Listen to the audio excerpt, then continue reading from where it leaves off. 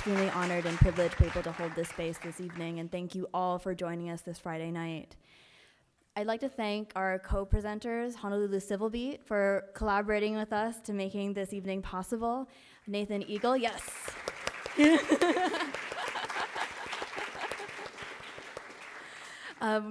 One of the reporters, Nathan Eagle, is going to be moderating the post-screening conversation, and we're so thankful that he's holding down that conversation and moderating it. Thank you so much for being here. I'd also like to thank the Outrigger Hotel and Resorts for being our hospitality sponsor for this event. Thank you. And lastly, we're proud to participate in the Science on Screen program, which is a Sloan Foundation program administered by the Coolidge Theater.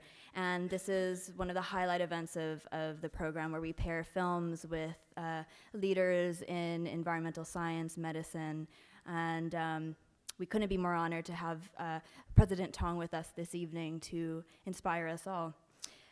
His Excellency, Anote Tong, served as President of the Republic of Kiribati from 2003 to 2016. He has experienced firsthand the catastrophic effects of sea level rise and climate change, and has led his island nation through the struggles that climate change presents. He has stated that Kiribati may cease to exist altogether and that its entire population may need to be resettled, but not as climate change refugees, as citizens who navigate new paths with dignity and merit. As an extraordinary measure to set an example for the rest of the world, Tong created the Phoenix Island Protected Area, one of the largest marine protected areas, which was inscribed, yes!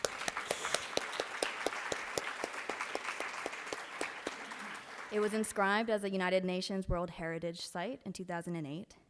He has twice been nominated for the Nobel Peace Prize. He is the winner of the Sinhak Peace Prize and 2012 Hillary Laureate, and he has been He has been awarded numerous awards for his leadership on climate change issues and ocean conservation. Last night, we had a private gathering at Kavaivai, and he was described as a guiding light. And earlier this evening at the East-West Center, he was described as a leader ahead of his time.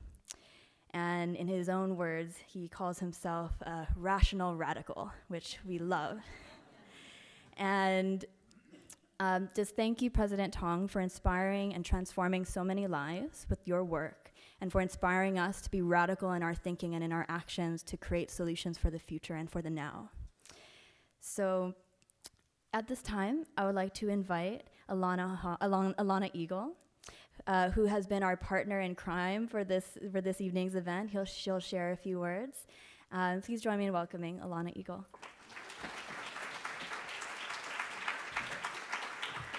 Aloha, everybody.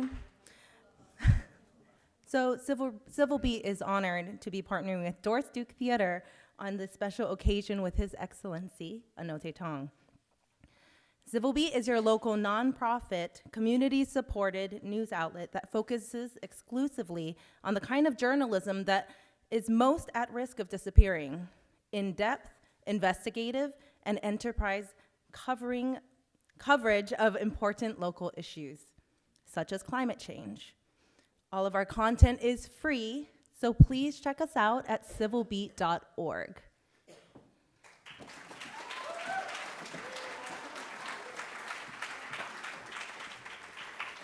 So before we invite President Tong to grace our stage, I'd like to speak just a little bit about tonight's film, Anote's Ark, directed by Matthew Reitz. So this film is banned in Kiribati, and its director was arrested in Kiribati in the middle of a screening that they were trying to be had. And it's been part of this ongoing endeavor with the current administration to crack down on press in their islands at this time. So we're very honored and excited to be able to host a screening here with this audience and with President Tong in our presence. So please join me in the warmest welcome for His Excellency, President Anote Tong.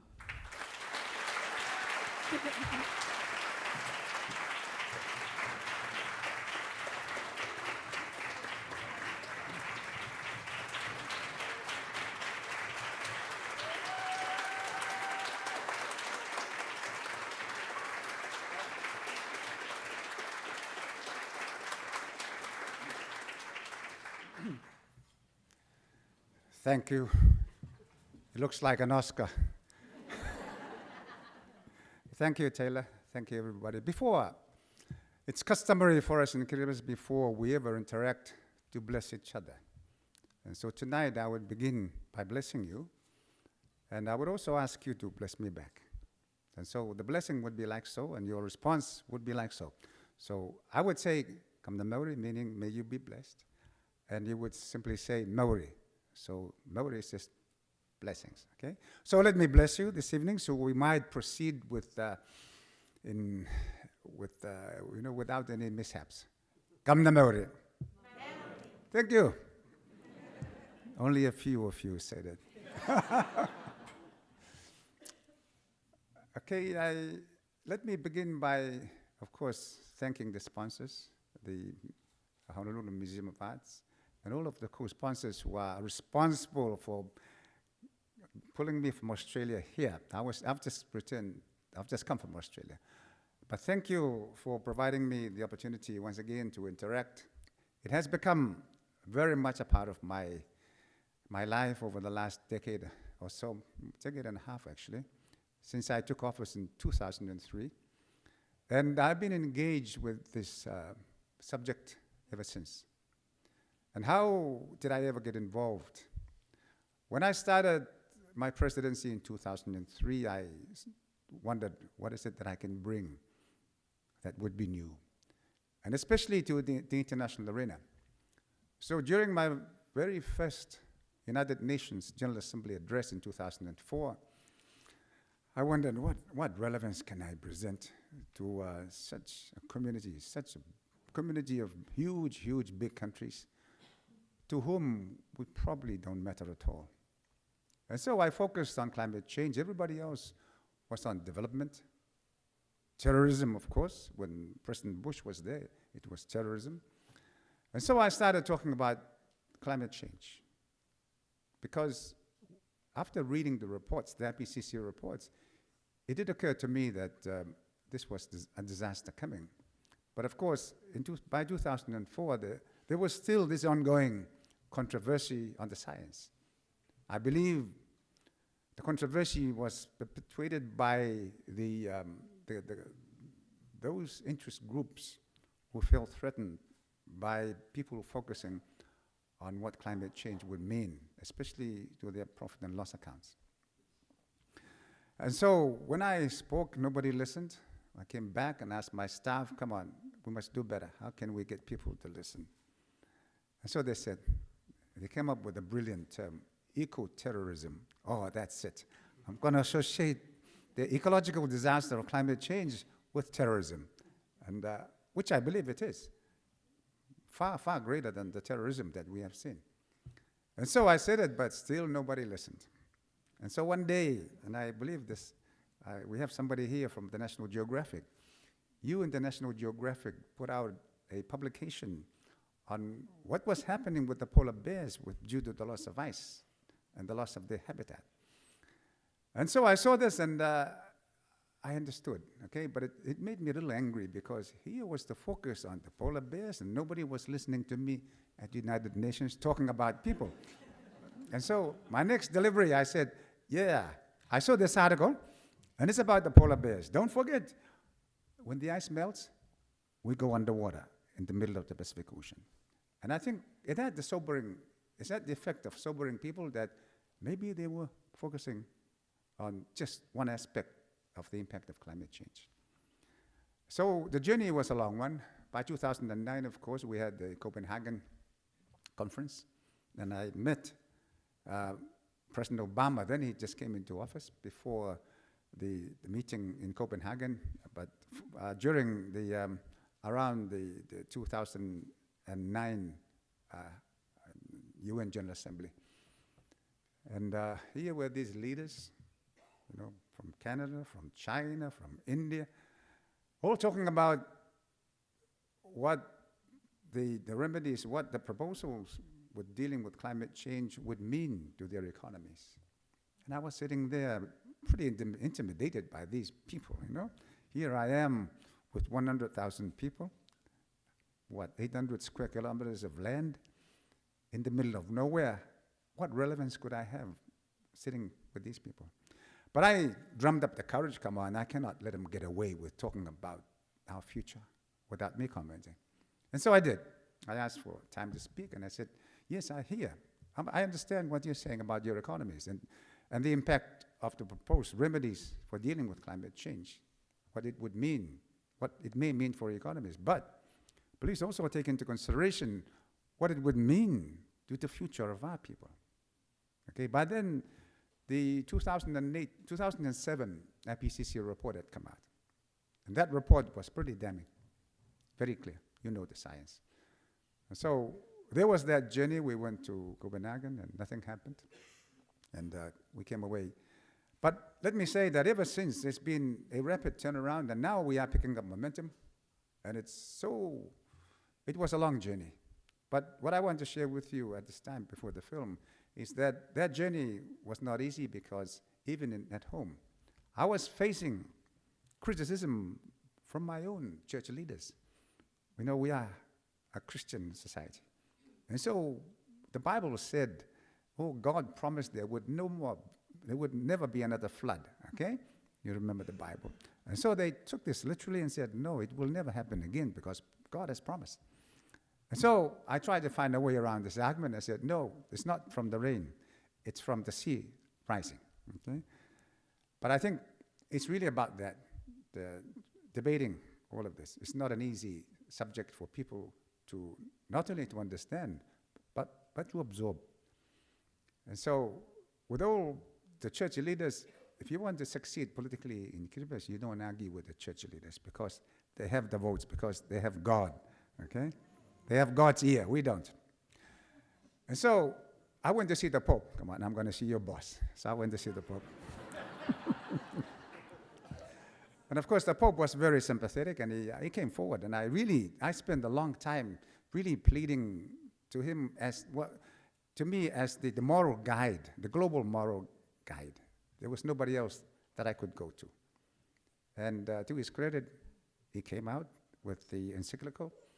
He came and addressed Congress, and he came to address the United Nations for the first time in a long time. And so we got Paris Agreement, but we're not there, not by a long shot. And the reason is this. Regardless of what emission levels turn out to be, even if we, as a global community, agree to a zero carbon emission, countries like mine and those on the front line will continue to go underwater. And so for us, our fates are sealed. And the question is, what do we do? And it's been a very difficult task trying to find your way through this when your common sense tells you that there is nothing you can do. And I remember being so scared that people would ask me, what have you planned? This is coming. Because my honest answer would have been, there's nothing we can do. This is beyond our control. But I understand also, thinking about it, so no, this is not good enough. Because I've got a lot of grandchildren. A lot of grandchildren. Yeah, a lot of grandchildren. You never believe, but I think it's 18. My wife knows the precise number. But seriously, it's about these young people who go around, and I watch them play, and we ask what's going to happen to them. And so, for us, it's a real personal issue, and it's not just about. Since I left office, of course, the government really doesn't like me talking about this because they own it now, and they don't. I think, as Taylor said, I do have a bit of problem because the government didn't want to follow the path that I cut. They wanted to do something different, to even to the extent of saying, no, Kiribati will never, ever disappear. I don't know what they mean. Maybe we mean the same thing, but putting it in there, because what I'm saying is it will disappear if we don't do anything. So we must do a great deal of adaptation work. But I think the reality is this. We have a serious, serious challenge ahead. And this is what drives me. I retired in 2016. I'm still trying to retire. But it's a battle that must go on. Okay? The other day I had a wonderful, I saw what happened, what the young lady from Sweden did. And I said, good, this is wonderful. But we're still not there. There is yet no concrete solution to address the challenge that we, Tuvalu, the Marshall Islands, those low-lying island countries will face. On average, we're about 2 meters above sea level, but that is a bit generous. At times, we've seen during the king tides, and it's about that much clearance, and you're just watching the sea just lapping. All you need is a good wave, which we sometimes get. So we're getting flooding. We have communities who had to relocate. We have communities who get flooded during the king tides. They wait for it to go, but knowing that it will keep coming and it will not recede, I think that is the greatest danger. But let me say that it's not the rise in sea level that would be the immediate problem. It will be the change in the weather pattern. Because we create the cyclones, maybe even the ones you get. And we send them down to our friends in Fiji and what? Because the cyclones are formed on the equator. And they go either north, south, or north. But in 2015, Cyclone Pam, I don't know if people were following this, Cyclone Pam went down and really devastated Vanuatu. And then it started going back up north and flooded all of the islands of Tuvalu. Flooding means the water was above the land. There was nowhere to go. You just have to wait for the water to go. And mothers and grandmothers looking around to ensure that their children are safe. And our southern islands were flooded likewise, homes destroyed. The waterlands from which we get our water were so contaminated. The rest of the islands also flooded, but to a lesser extent, a lot of damage to food crops. And so that is beginning to happen. When will the next one be? In what form will it take? And so all of these events we must not dismiss outright. I know you're always getting the denier who says, oh, we're okay. Of course you're okay. But if it doesn't come in 10 years' time, it may come in 20 years' time. If not 20 years' time, maybe 30 years' time. But the reality is this. It is going to come. But I think we cannot, for us, there's nothing we can do but maybe raise our islands. And I've been talking about crazy ideas like building floating islands. And I talked to people who, I thought I was stupid. Yeah? And I said, I feel stupid talking about floating islands. And then what sobers me is that, but maybe I'm not quite so stupid. What about Richard Branson thinking about building a hotel in space? That is crazy. And I met Richard Branson just a few weeks back, and I said, Sir Richard, I must apologize. I've been using your name, but not in vain, okay? If I'm the crazy one, then you must be the crazier one. But ladies and gentlemen, it's an ongoing battle. I know that we don't always agree, but as far as I know, we don't dispute the science. We have no really substantial science to counter the current science. I think the arguments are really who gets what, who loses what, and that is the problem. Okay?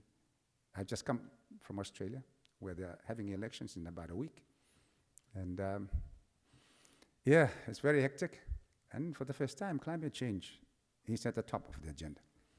And I remember in 2015, I was there and I spoke, and they were complaining about the politicians. I said, no, I'm not going to fight your politicians.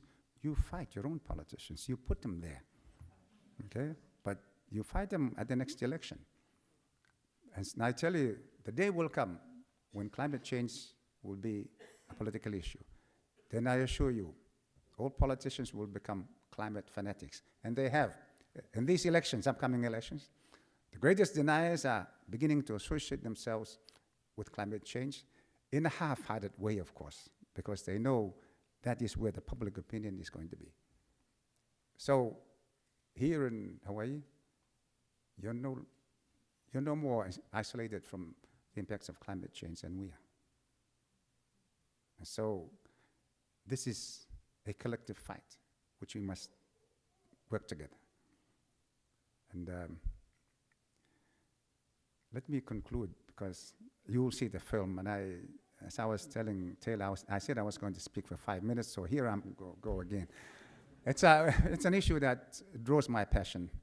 But let me ask the question and answer the question. What are our options for the future? Do you have a future? And the answer is yes, because the alternative is not acceptable. The technology exists to build the islands up. Maybe for them to be sustainable for the next 100 years or even 50 years. But at least we'll have a fighting chance.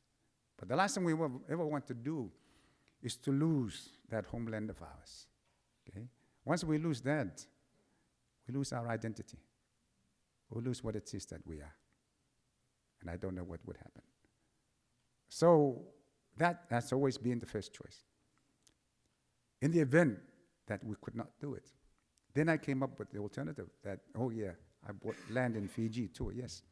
I don't know if there are any Fijians here, but the idea was not to invade Fiji. And, the Prime Minister once said, oh, I heard you bought land, and if you came without our permission, we'd eat you. Of course, the Fijians were cannibals. But now, so we bought the land, and it's part of the statement to the international community. Come on, if you're not going to do anything, we will do it, with or without you. And so I believe we can do it. We can build climate resilience. Where would we get the resources? Hundreds of millions of dollars, maybe billions of dollars. I don't expect, and I would not rely entirely on the international community, because if it fails to come through, then what happens to our people? So it's not something to gamble. It's got to be there's got to be a plan B and a plan C and whatever else. The plan B would be that we would resource the building of our own climate resilience. How? We have one of the largest fisheries in the world. It's a multi-billion-dollar industry. But at the moment, we only get 10% of the value on the side of the wharf.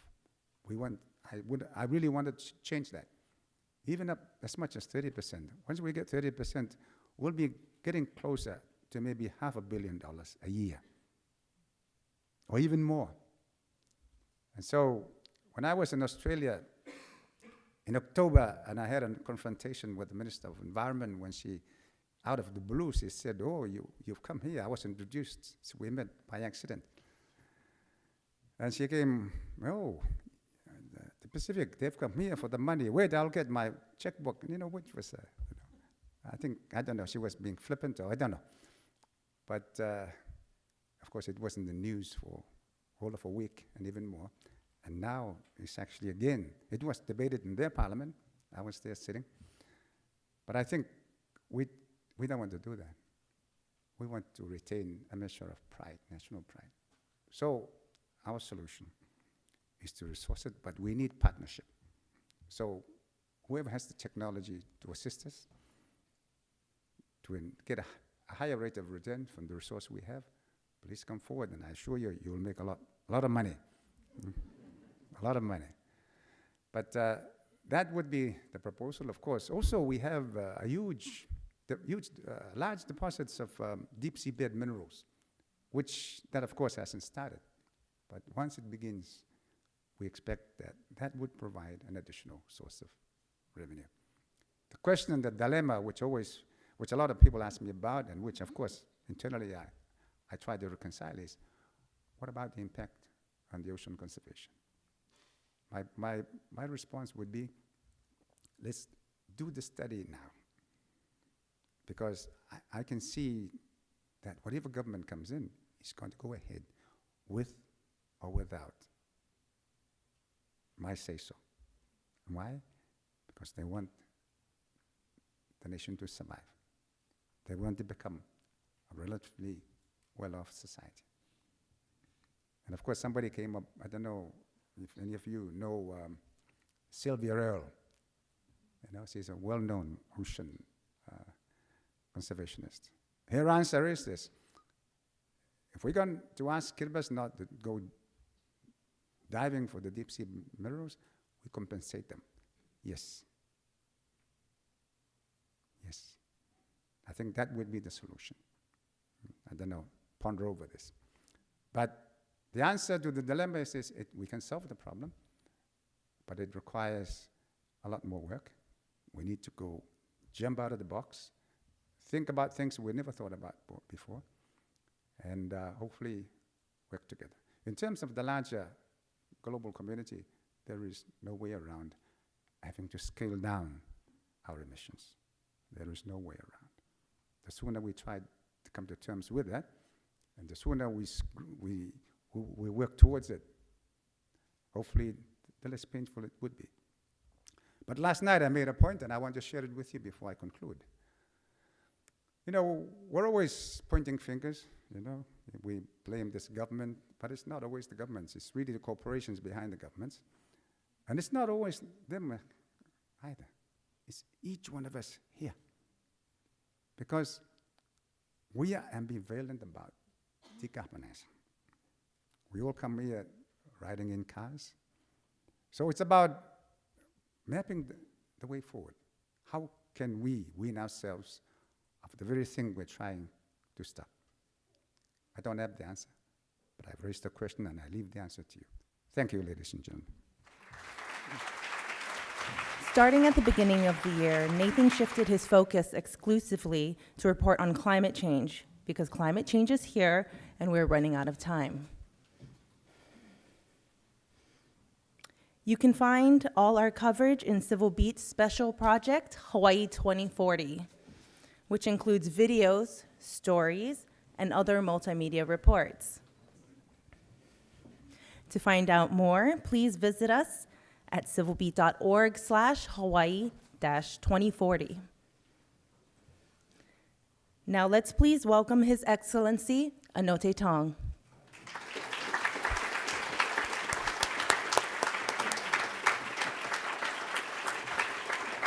Wow, thank you everyone for being here. Thank you everyone who put this event on. Most of all, thank you for everything. What a film. It always tends to leave me a bit speechless. Makes me want to know where to go. But then after I kind of collect my thoughts, you know, it's very powerful. It's very stirring. And I don't think I'm alone in that it might inspire one towards action. But over the course of my reporting, I found that action can at times be a bit of a stumbling block for some folks at different levels. So I've interviewed various folks who are very passionate about this issue. They want to be involved, but they're not sure where to go. They're not sure what to do. So my first question for you is, as a now world leader on the issue of climate change, what advice would you have to folks who really care and want to be part of the solution?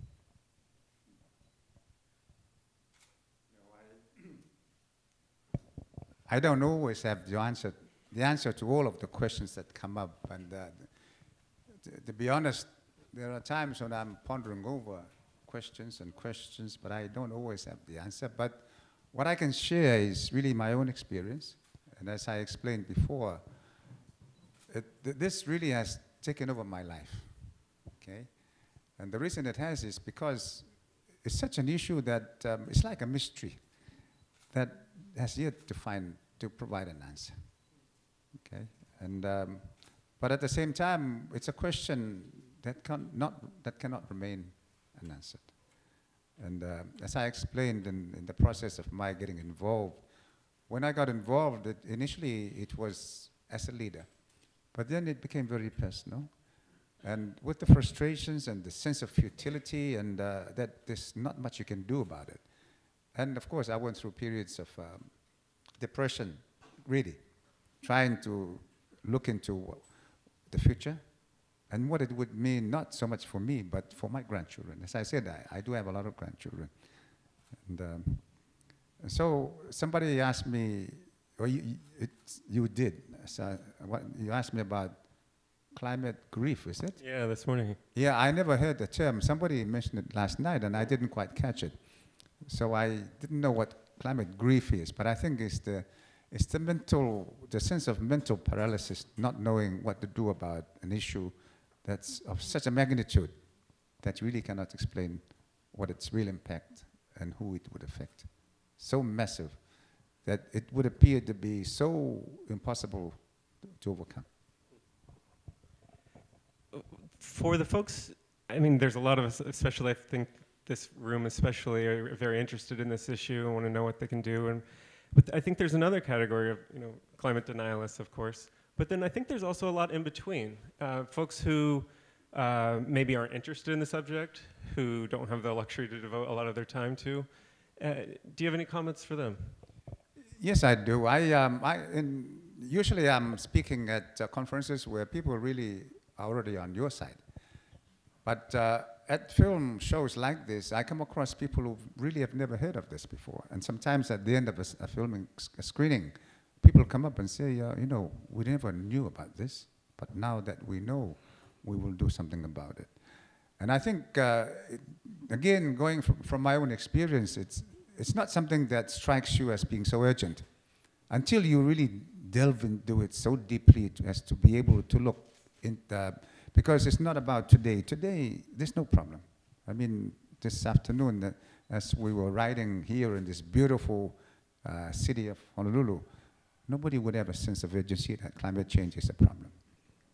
But if you're able to look into the future, see what has been happening, and then relate all of the events that are taking place all around the world, and read the reports that are coming out, then it will give you a clear picture.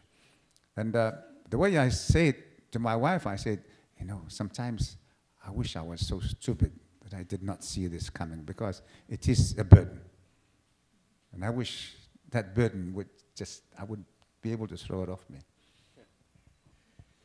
Does it matter if folks don't care? Should we be trying to win over hearts and minds? If I knew the answer to that, I think I would be less stressed. But the reality is, it's not easy.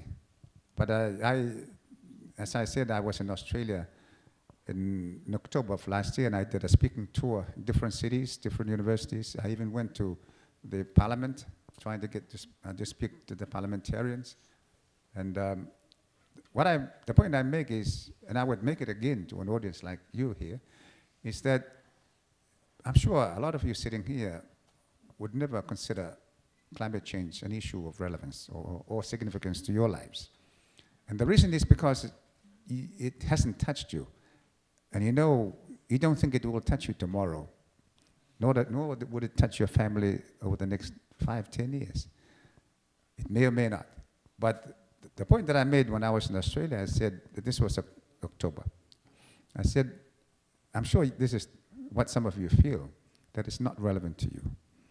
But I assure you, this coming summer, which was last summer in Australia, you're going to have your bushfires, you're going to have your storms and your flooding, you're going to have your droughts, and it's going to affect people, and you may not be affected, but maybe some of these people you may know. And that's an indication that it is coming closer and closer to you.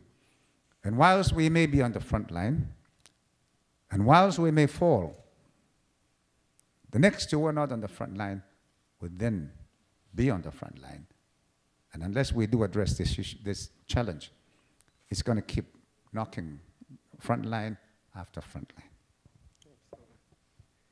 line. In past conversations when I've heard you speak, one recently with, coincidentally, a good friend of mine, Miraj Desai at Yale, you talked about the connection between climate change and colonialism. Hawaii, of course, is no stranger to colonialism, so I was wondering if you could comment on how a history of colonialism has affected our response to a changing climate. I think the reference was more in terms of how, as former colonies, our minds and not only our countries were colonized, but our minds, our culture, and everything about us had been colonized. And one of the impacts of colonization is you forget to relate at an equal level. And so having attained independence and having become part of the international community, we'd never really felt equal because we'd been so subjected in such a way that we do not regard ourselves as being on equal terms. And that has resulted in our sitting on the sidelines while all of what's happening now was unfolding, and we're not participating in the discussions. And while we were sitting on the sidelines, decisions were being taken in London, in New York, in Tokyo, in Paris, about issues which would impact today, which would impact our future generations. And so we had to shake away from that colonial mentality and really take control of our future. And I think this is one of the things that really has driven me, because I was angry that here we are, and we're just being told at the late stage that we don't have a future. And there's nothing we can do to change it. And this is why I've been so passionate to engage, because if we keep standing by the sidelines, it's going to keep happening. Thanks. I wondered if... Go ahead.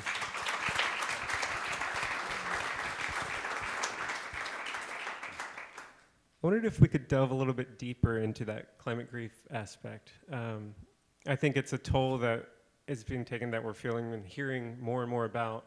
And so I'm curious, on the one hand, how has it affected your own mental well-being now that you've been doing this for a decade and a half at least, and no sign of stopping? I've interviewed numerous scientists now that say it's affecting their work. I've interviewed students who say it's debilitating at times, all these reports, one after the other of news and gloom. So is there anything that's helped you kind of pull yourself out of moments of despair and move forward?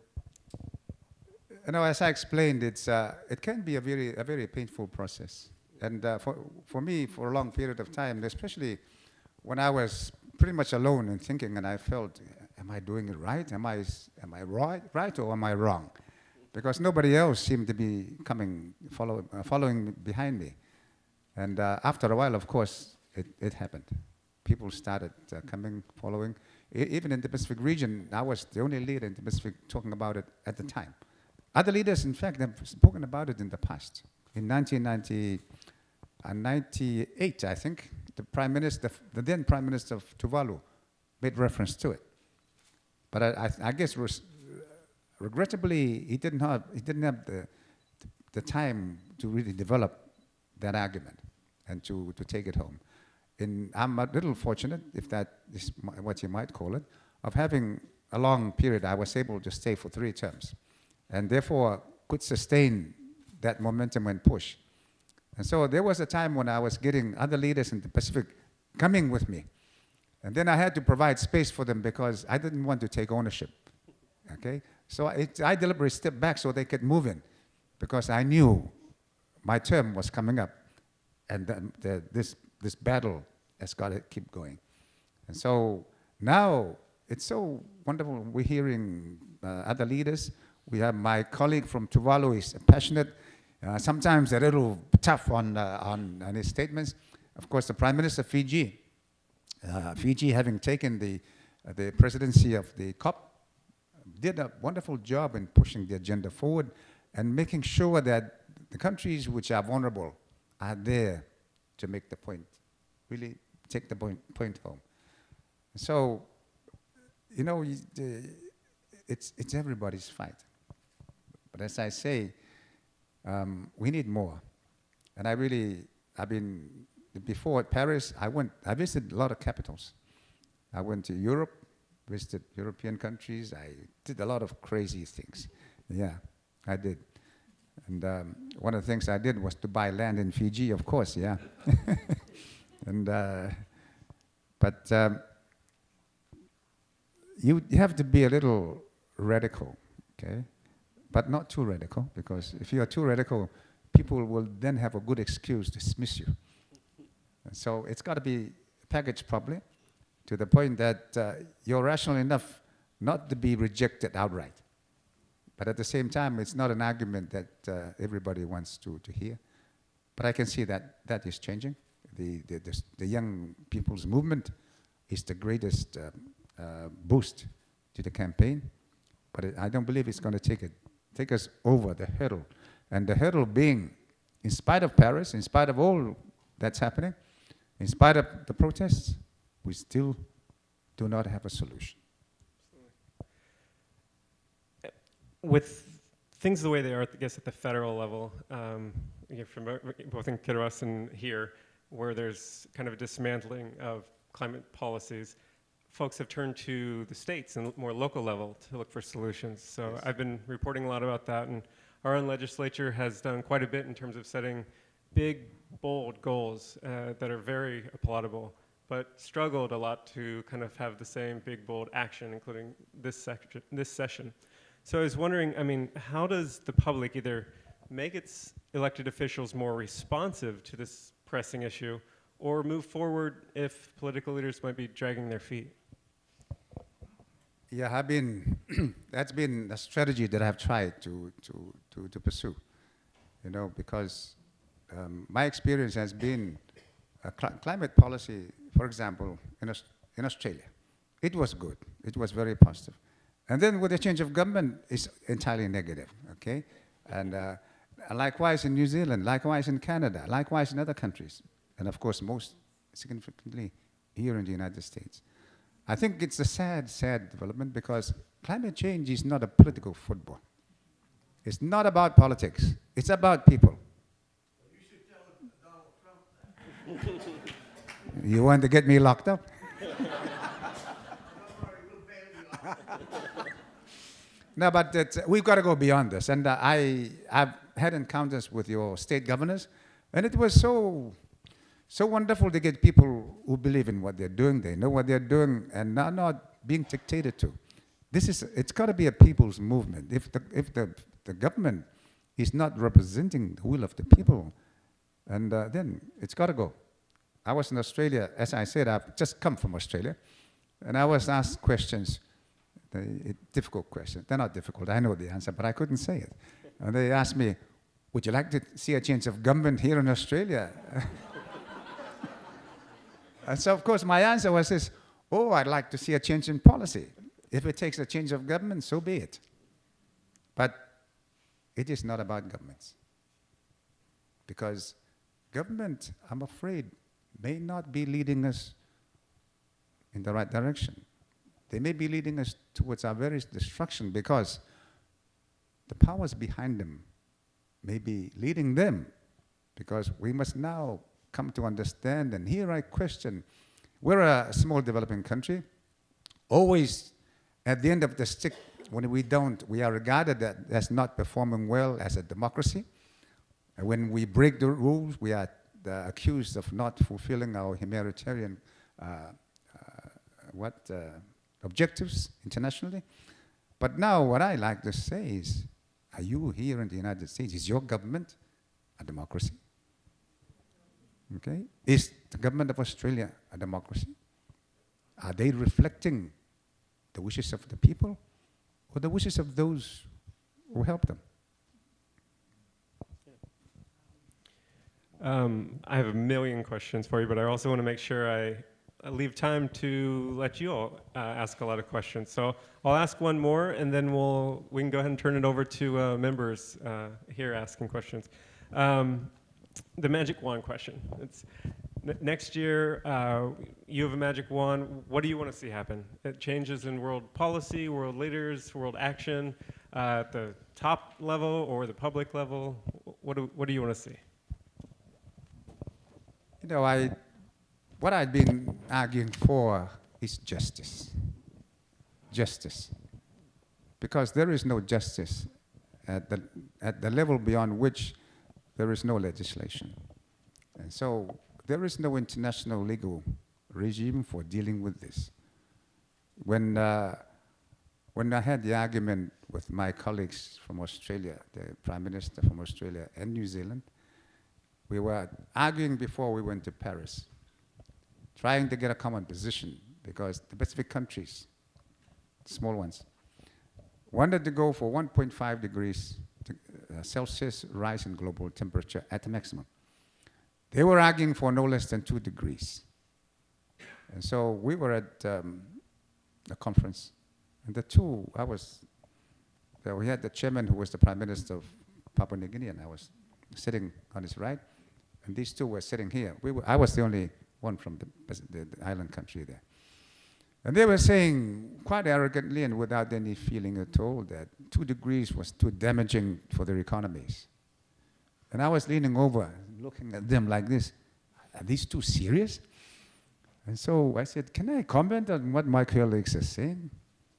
He said, yeah, I hear them. I understand what they're saying. They're talking about their economies. But I tell you, 2 degrees, even 1.5 degrees, is far too damaging. It would damage the future of my grandchildren. And of course, and I say, you know, how can you make it a comparison? You know, where is the moral? How is that a moral one? And of course, the media saw a fight coming, and they all wanted to ask questions, but of course, the conference was stopped there. But I think the point is this, and I made the comment subsequently: if you can keep, if you want 2 degrees, 3 degrees, 5 degrees, go ahead, but keep your emissions within your borders, and I have no problem.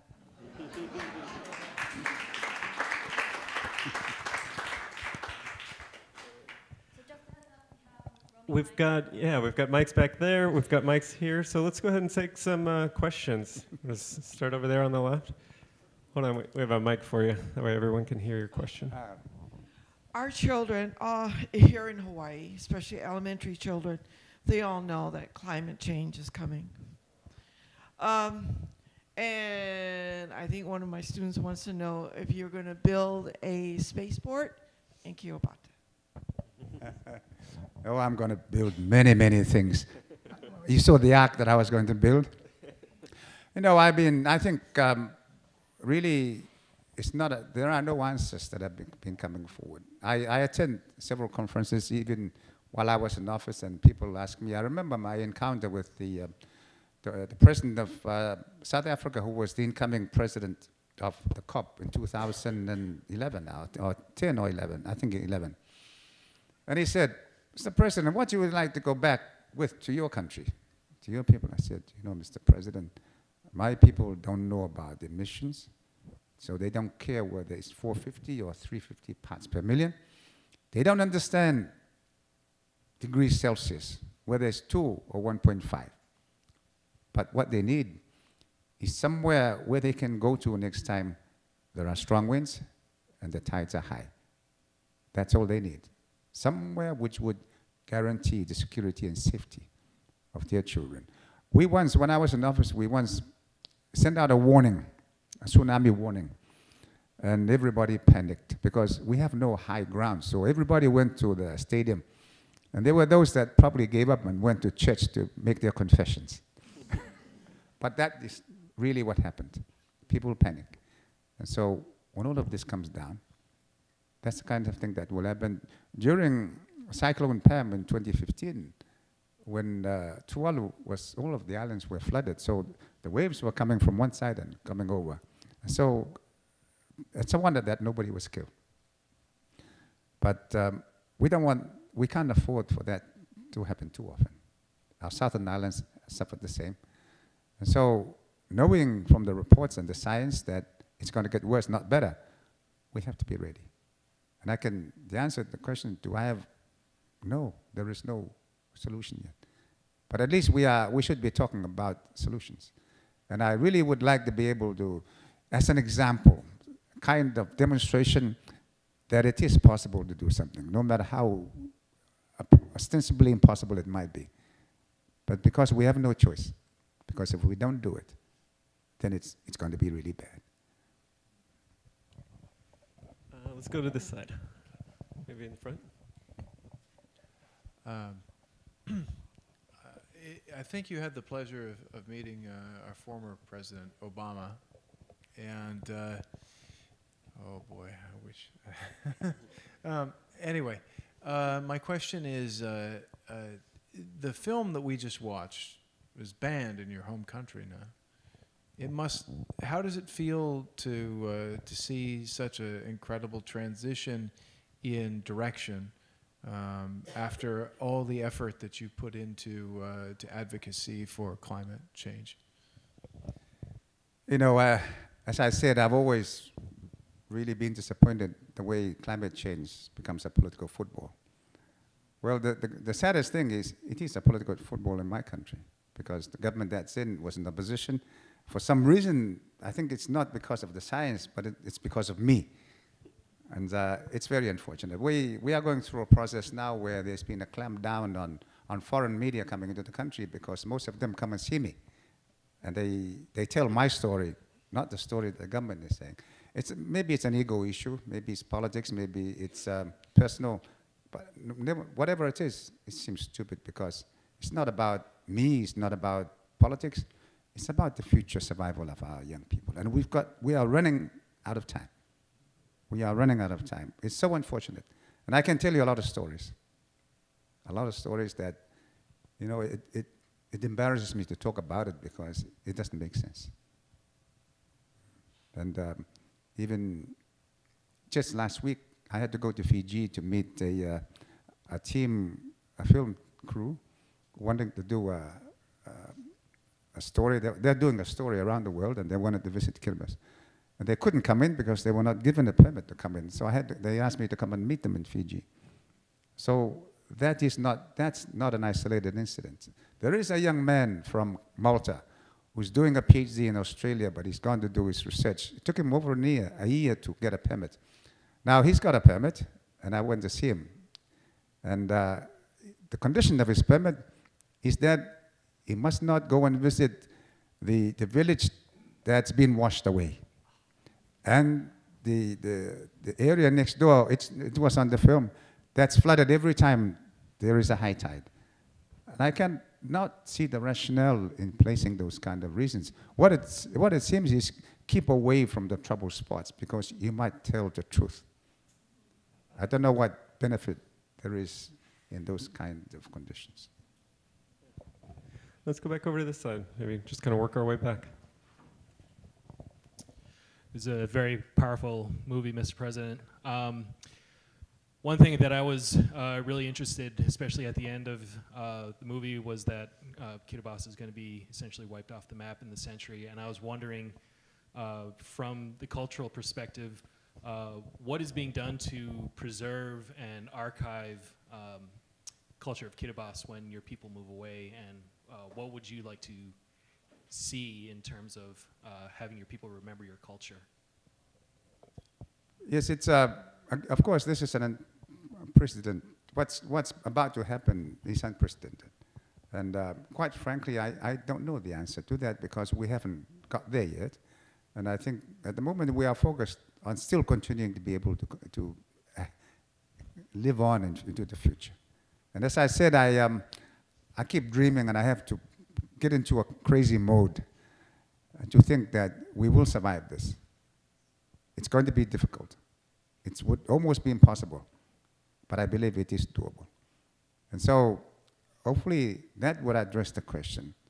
It's not about running away entirely, but fighting as much as possible. When I talk about migration and relocation, it has to be the last resort. And if that is the last resort, then it must be done with dignity. Because we have seen what's happened in North Africa into Europe, that's undignified.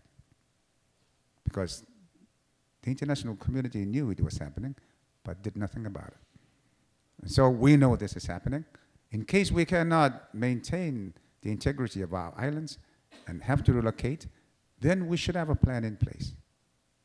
Something that doesn't wait for things to happen, but something that can start. And if that falls through, it's already in motion. And if migration with dignity is simply a proactive response to that possible eventuality, so that if and when our people relocate, they must do so as skilled people. They must do so as people with dignity, as worthwhile members of the community they go into. And people who maybe one day participate very actively in that community. I meet them. We meet our communities. And I joke, I said, oh, I'd love to see you can. And you should continue to try. I'd love to see a few of you one day to be in parliament in this country. And, you know, come on, I really would hope that one of you one day will become prime minister in this country. And that is true. I mean, your president was once a migrant. Okay? We all were, in one way or another. Thanks. That's good. Yeah, over here. What are we learning from Rambi Island, bought by the Banama people and moving there? Thank you. Now, that is another story. That's part of the colonization of our people. What happened was, and quite often a lot of people forget this, the Banaba is another island in Kiribati. And during the colonial period, phosphate was one of the highest grades of phosphate was discovered. And so in order to mine it, the colonial administration moved the people from Banaba to a land which was bought by the British administration in Fiji, in the island of Rambia. And so they were all moved to Banaba. And so that the British, the English, and New Zealand could mine the phosphate and supply their primary industries in Australia and New Zealand at highly subsidized fertilizer prices. And I found out the reason why.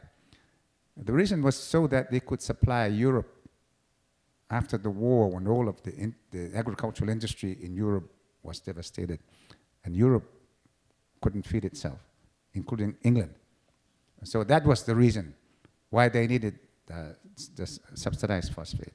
So we have contributed towards the building of the agricultural industry in Australia and New Zealand. How the people in Rambi are faring in relation to the previous question of perpetuating their culture in a different environment? They're doing very well, and the reason is because they've gone there together. And they have a place which they call, it might as well be Banaba, but in Fiji. And so in that sense, they've been able to be more insulated. I have seen some of our communities who've moved from the Phoenix Islands to Solomon Islands.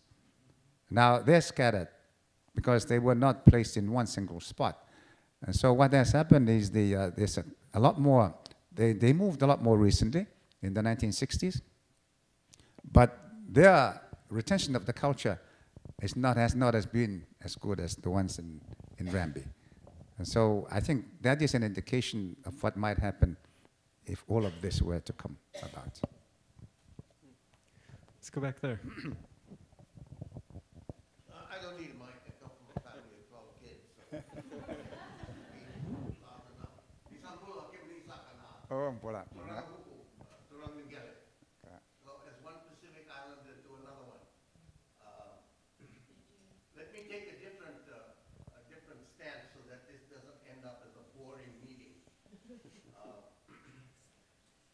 Kiribati has the 12th largest segment of ocean space in the entire world. The last figure I saw was approximately 3.5 million square miles. It's actually 3.441810 square miles. So you have a lot of territory.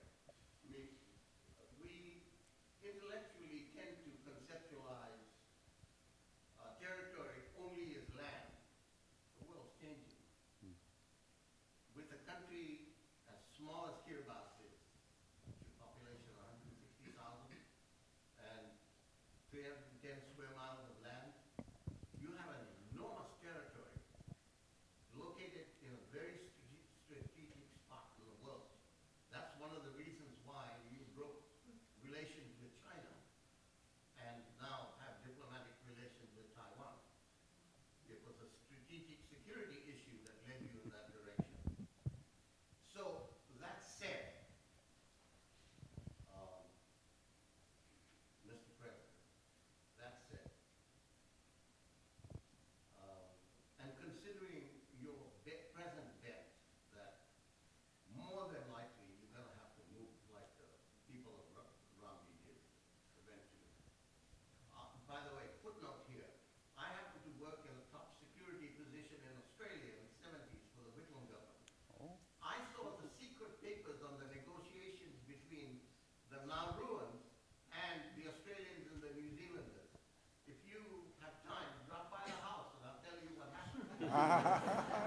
Take you up. If nothing else, we can share some towels. And maybe some breadfruit if you're really nice. But, I think you're going to have to move. I wrote a paper in 1990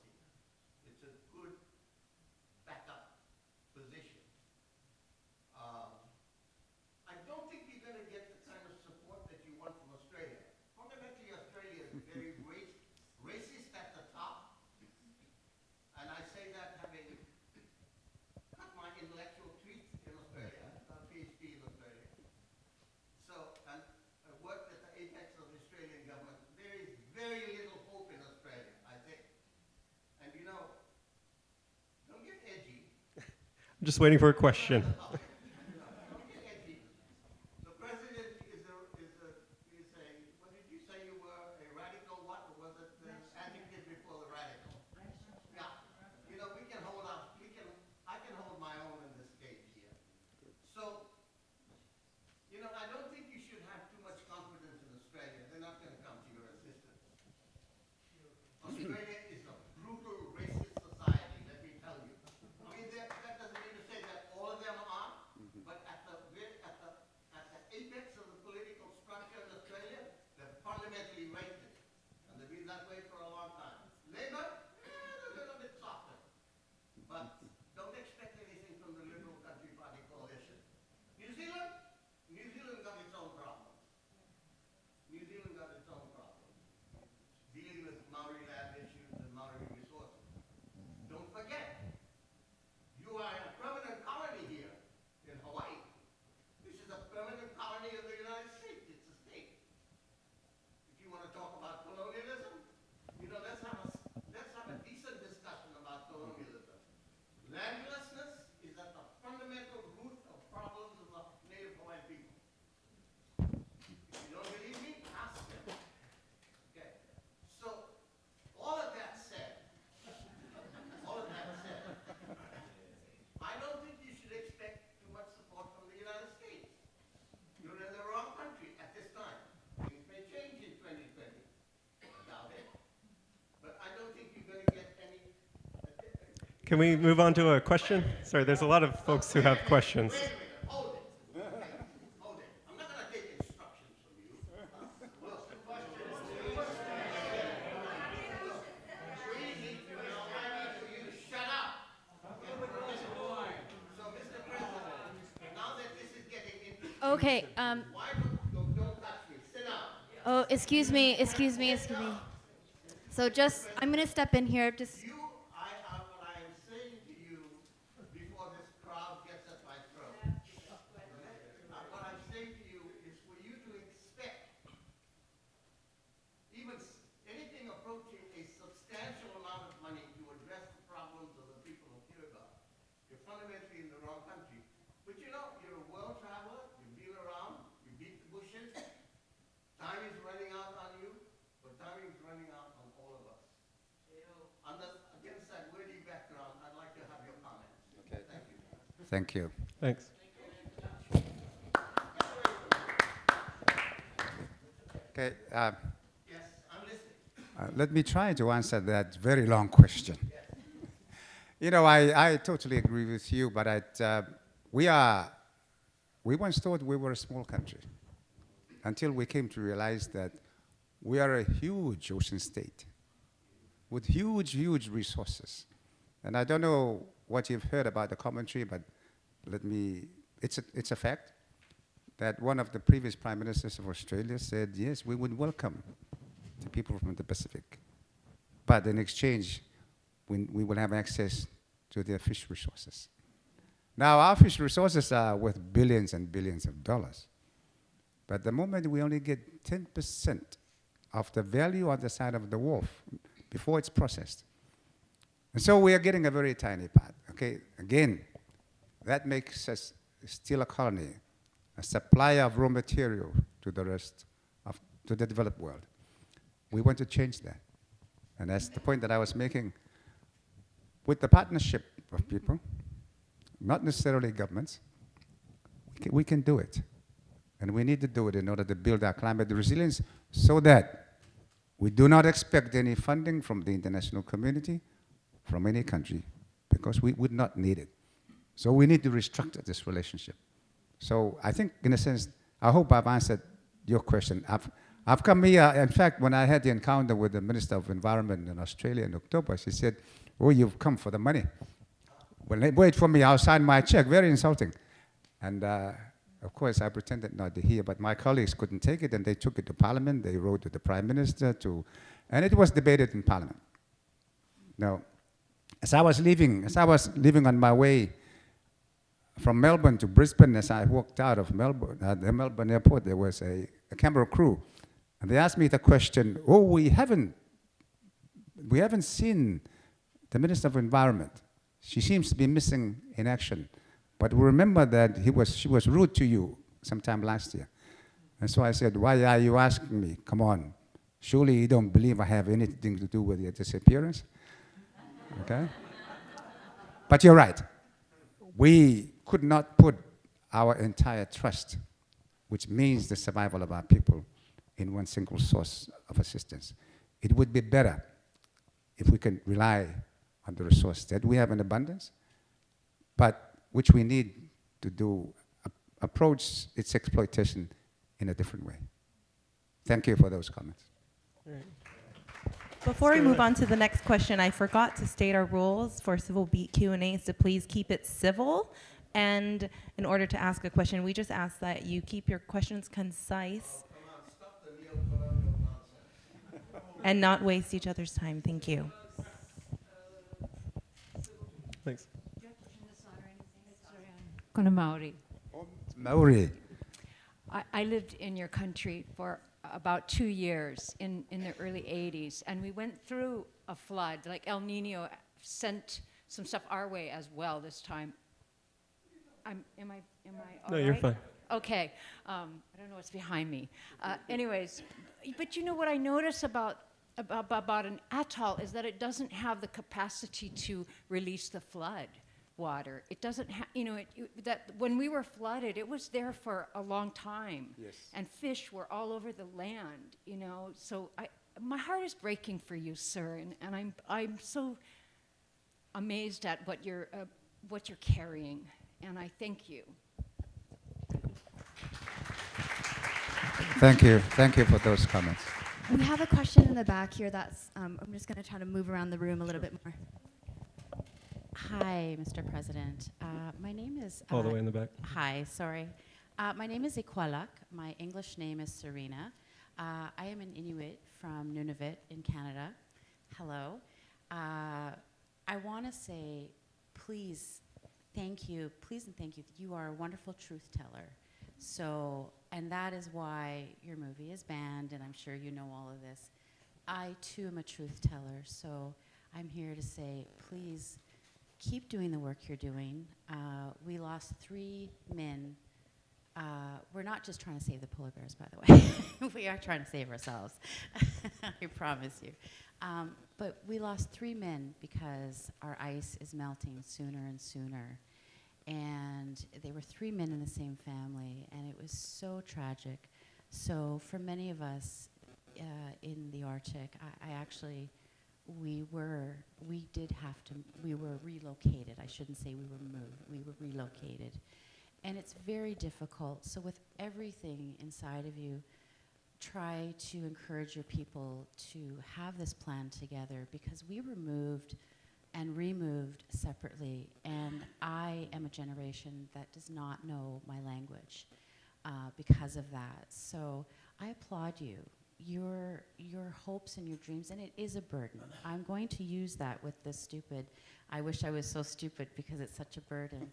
And so I ask you, how do you see this new president helping your people move in one step? Because without it, you will lose a lot of the culture.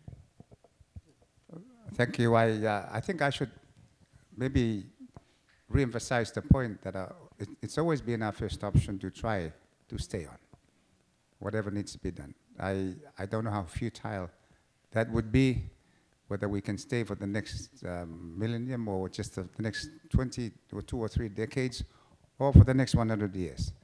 But I think for me, it's always been the first option. I am misinterpreted quite often, even from my own government. And I know I'm misquoted because I think it's because of the media, because the media always focuses on the exciting part. And the exciting part is about moving our people, okay? But my statements have always been that our first option is to build climate resilience. How to do it, whether by having floating islands or by building up the islands, I don't know, because that is a technical issue. I don't have the answer, but that would be a political decision. And on that basis, I hope we would not lose the culture. But at the same time, I know that it would be impractical to expect that we could ever generate the resources to raise all of the islands. But so maybe we have to content ourselves with just 1 or 2 islands. And it's not impossible, because already we have half of our population in one very small spot.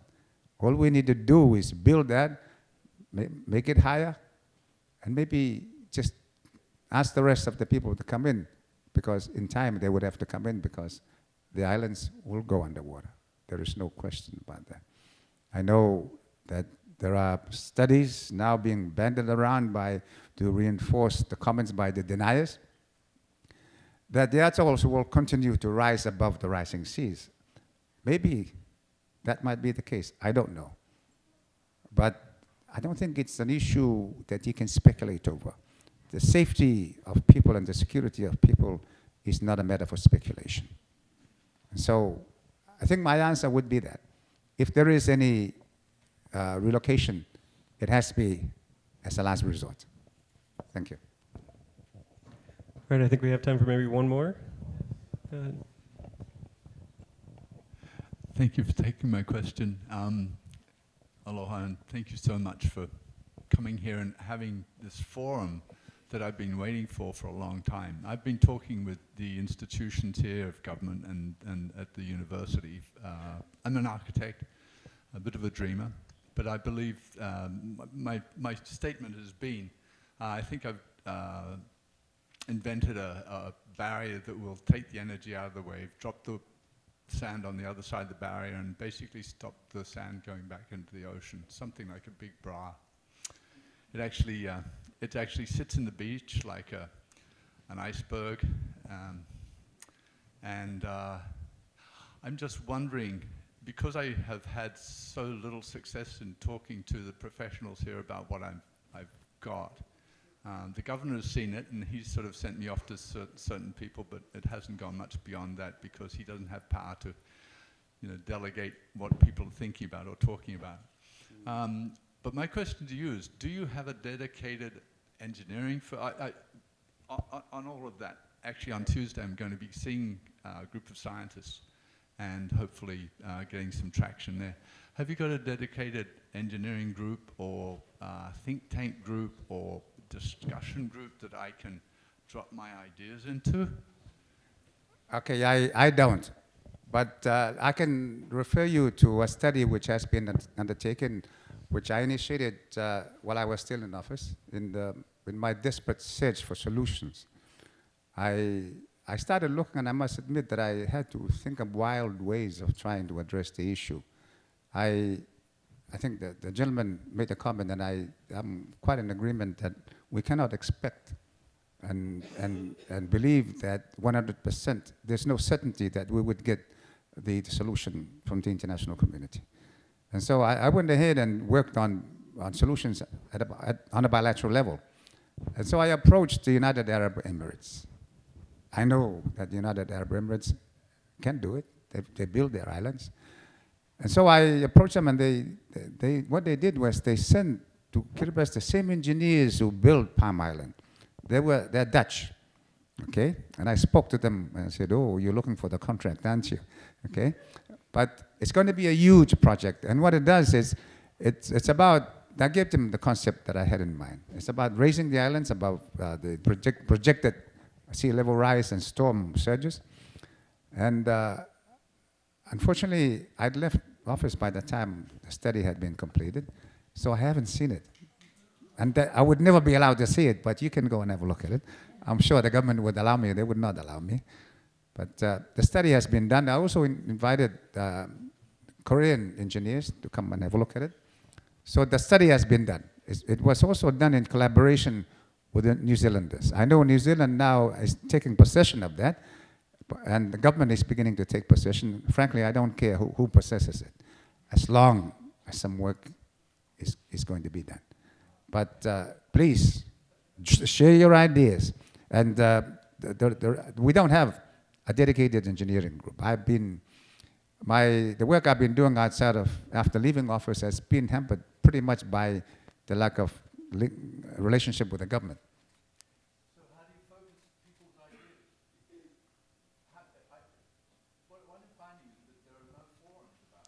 You can,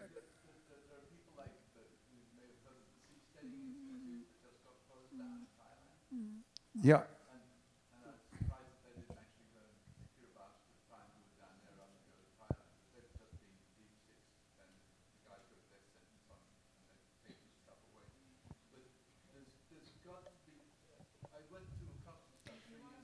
Real quick, I know We'll, we have to. we'll go ahead and we'll just take one more real quick over here, and then we'll wrap up. Thank you very much, Mr. President. I really empathize with you, having spent time on Kiribati, Tarawa, and the people that I lived with. They've lost everything because where we lived was under 14 feet of water, and they have relocated to New Zealand. And believe it or not, they are happy in that little colony that you spoke of. My question is this: have you considered teaming up with those who are concerned about losing their islands, their island nations, their atolls, not just from climate change, but from other things like, for instance, the losing of all the coral because the fish are now gone because the ships came in and polluted the whole area? I know the Northwest Hawaiian Islands have gone through things like that. And if you were to team up with these people who have gone through so much, it is going beyond climate change. It is, we are losing our island nations, our atolls. Have you considered teaming up with them in any way? Some years back, we established a coalition of atoll nations on climate change. So it involves the other countries like Tuvalu, the Marshall Islands, Tokelau, the countries that are very much on the front line. But what I believe you're discussing is the wider issue, the wider human issue. And I believe that we're all in this together. There is no question. I was in Canada recently, and I had the opportunity to meet with indigenous leaders, a council of chiefs. And they expressed the same problem. Their problem is the destruction of their land through the mining. And they're trying to fight the mining industry with very little success. And I think it's all about, this all has to do with justice, okay? What we are fighting here is trying to find justice. Let me end with a story, okay?